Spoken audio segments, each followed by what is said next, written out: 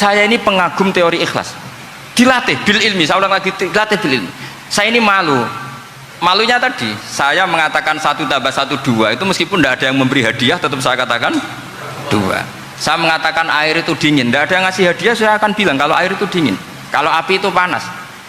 Untuk hakikat-hakikat seperti itu saja saya jujur tanpa ingin imbalan. Tapi ketika hakikat mengenai Allah kok saya minta imbalan surga dan neraka, ini apa-apaan? Kira-kira gitulah, Rois Suriah macam apa gitu.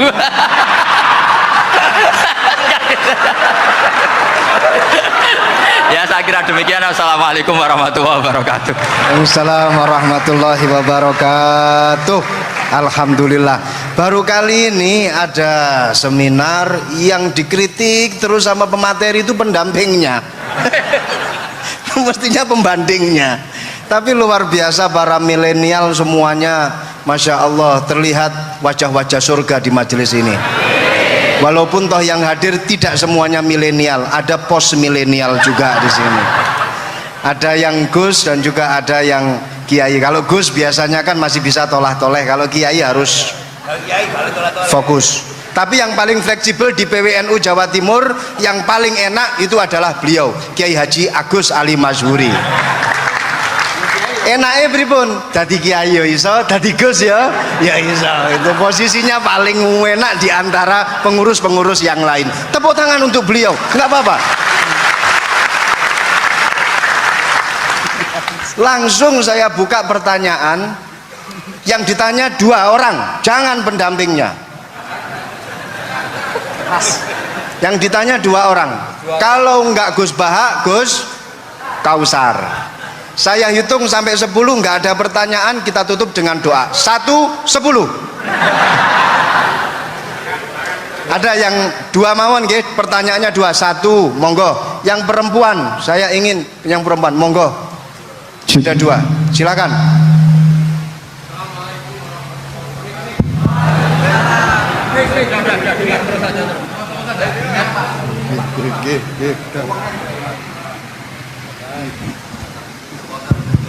Bismillahirrahmanirrahim.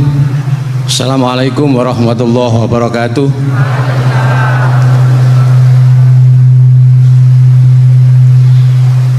Yang saya ingin tanyakan kepada Gus Baha, saya itu sering ngaji lewat YouTube panjenengan Gus.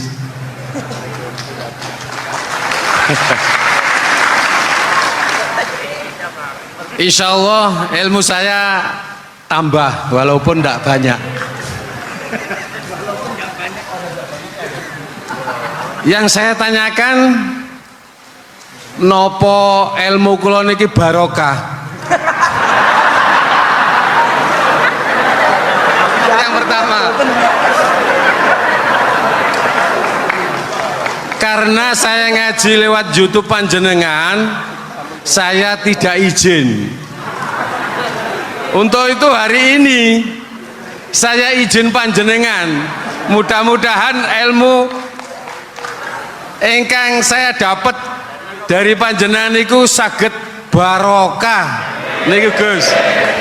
Terima kasih. Wassalamualaikum warahmatullahi wabarakatuh. Waalaikumsalam warahmatullahi wabarakatuh. Langsung mohon Gus nggih, yang satunya dulu. Siapa aja? Oh gitu. Monggo Gus. Itu tetap barokah, dan kebaikan itu mah nggak perlu minta izin. Kalau kebaikan minta izin jadi repot. Jadi kalau dalam kitab fikih disebut iktifaan bil idzni syar'i, karena syara akan selalu memberi izin sama kebaikan. Itu udah hanya masalah YouTube sampean. Tadi melihat wajah Gus Ali ibadah, pamit dulu. Nanti kalau ada orang alim lewat mau lihat juga pamit dulu. Lama-lama mau baca sholawat, ya Rasulullah pamit dulu mau baca sholawat. Jadi semua kebaikan itu cukup iktifaan bil idzni syar'i. Ya jelas ini ya. Oke, terima kasih. Jangan lupa pulsane tuku dhewe lek ndelok YouTube. Wifi-nya juga jangan nyolong, harus passwordnya izin kepada yang punya wifi.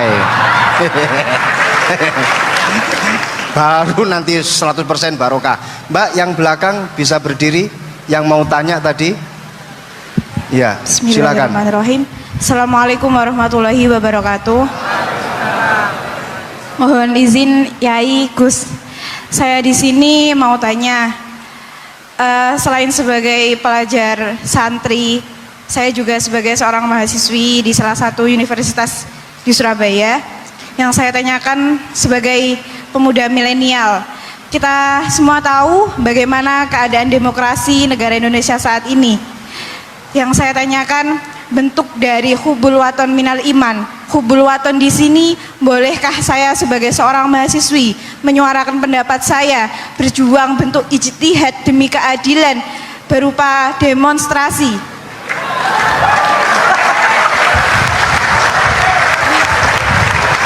Ngapunten. Yang saya tanyakan di sini, bagaimana menurut Gus?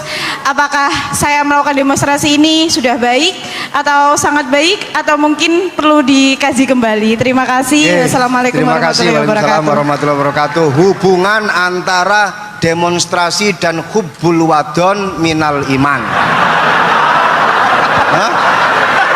Oh ya, hubbul waton minal iman. Monggo Gus.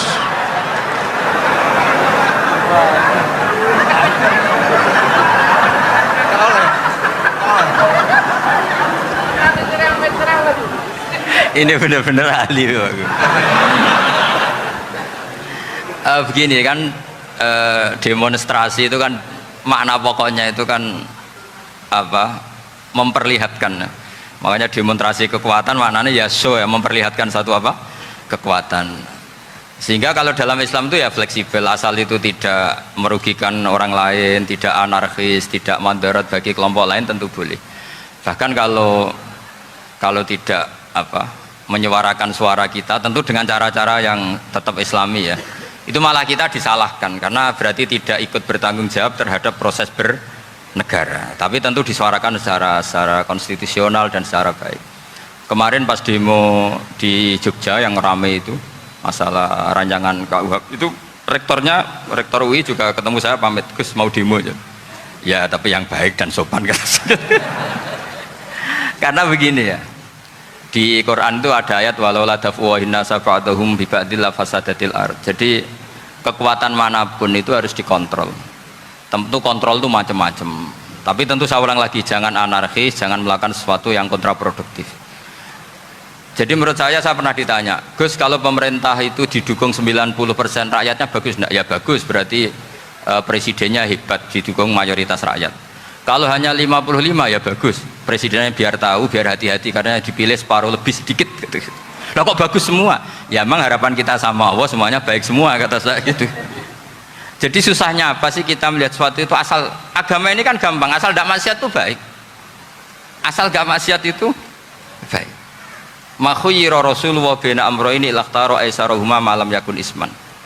Jadi demo itu bukan, nah kalau demo yang diharamkan sebagian fatwanya ulama tentu yang maknanya yang anarkis, kalau yang dihalalkan tentu maknanya yang tertib. Itu biasa dalam hukum fikih. Rasulullah ngendikan A, mahmalnya seperti ini. Rasulullah ngendikan B, mahmalnya seperti ini. Karena kadang ngendikanin Nabi cara zahir itu berlawanan. Misalnya Nabi ditanya, amal paling baik apa ya Rasulullah? Nyaur utang gitu. Karena biasa yang ngemplang mungkin yang tanya itu tukang. Tapi kadang Nabi jawab birrul walidain, kadang jawab as-sholat li awwali waktiha. Karena penanyanya ini beda. Cintakon nggak tahu sholat. Gimana? Cintakon nggak tahu sholat. Ya, cintakon nggak tahu sholat kata beliau. Kan gitu. Jadi ini penting saya utarakan karena zaman Nabi itu ya biasa Nabi misalnya ngendikan sesuatu itu. Terus ada juga sahabat yang memperlihatkan pendapatnya. Tapi tidak niat bantah. Masyhur itu dalam tarikh. Saya beri contoh yang masyhur itu. Nabi pernah sholat duhur itu 2 rakaat. Sebagian riwayat mengatakan asar, tapi yang lebih kuat itu duhur. Setelah 2 rakaat Nabi sholat, itu akabirus sahabat papan atas itu tidak ada yang ngentikan karena mereka sopan semua, tahu etikal. Setelah Nabi pulang sudah dekat pintu, ada sahabat yang berdiri. Ya Rasulullah, aku siroti sholatu amnasita. Ini sholat model kosor, apa engkau lupa? Tapi sahabat yang nggak tanya, ini niatnya malah lebih agak-agak buruk. Baguslah kalau sholat terbaru 2, berarti besok ya 2. Karena pakai teori nasah mansuh, berarti hukum itu pakai yang terbaru. Jadi gayanya tidak tanya, tapi lebih sama. Mungkin yang setuju undang-undang tadi ya tentang rumah tangga, kalau istri nggak mau dikumpuli tetap dipaksa, nanti suaminya bisa dilaporkan ke pengadilan gitu. Saya pasti mikir saya bukan masalah pengadilannya, pasti istrinya cantik. Kalau jelek kan nggak mungkin dipaksa. Ini ketularan ya. Jadi saya cara berpikir tuh. Jadi tak pikir lucunya saja, bukan pikir serius. Ketularan ya, sudah ketularan ini. Karena keburukan itu mudah nular. Akhirnya Nabi kembali lagi, enggak, kullu dzalika lam yakun, semua itu enggak terjadi. Tapi Nabi sebagai orang yang sangat, ya sebenarnya nggak boleh dibahasakan sangat demokratis, sangat bijak. Nabi kembali lagi ke mimbar terus tanya, ahakun makolahu dzulyaten, apa betul yang dikatakan dzulyaten tadi? Kata sahabat semua, betul ya Rasulullah, tadi engkau sholat hanya 2 rakaat. Nabi kemudian takbir lagi, meneruskan 2 rakaat terus salam.